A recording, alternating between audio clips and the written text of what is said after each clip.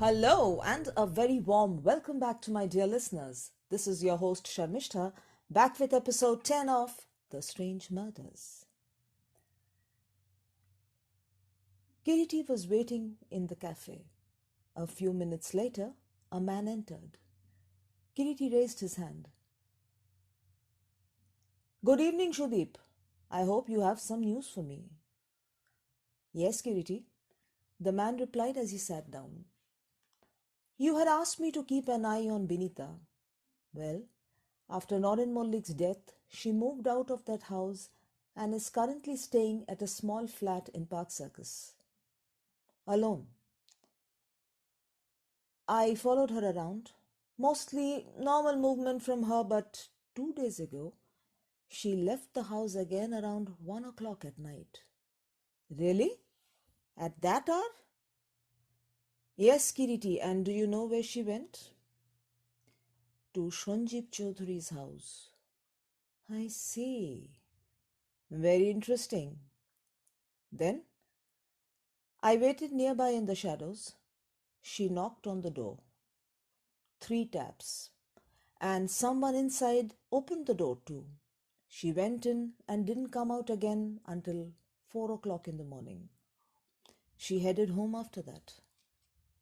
Since the past 1 week, her visit to Shonjip Chaudhury's house happened twice, and both the times very late into the night.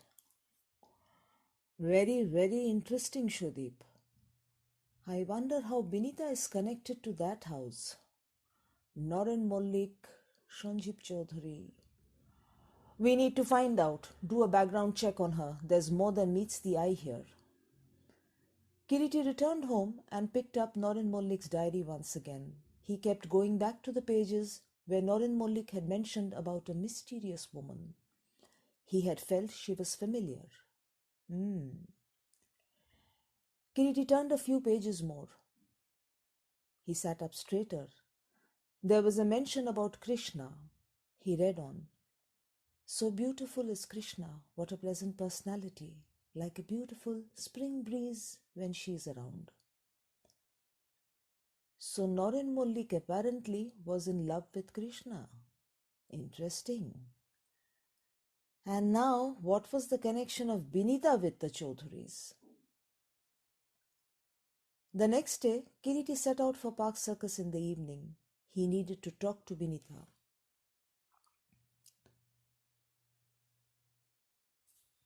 Kiriti waited near her flat at Park Circus.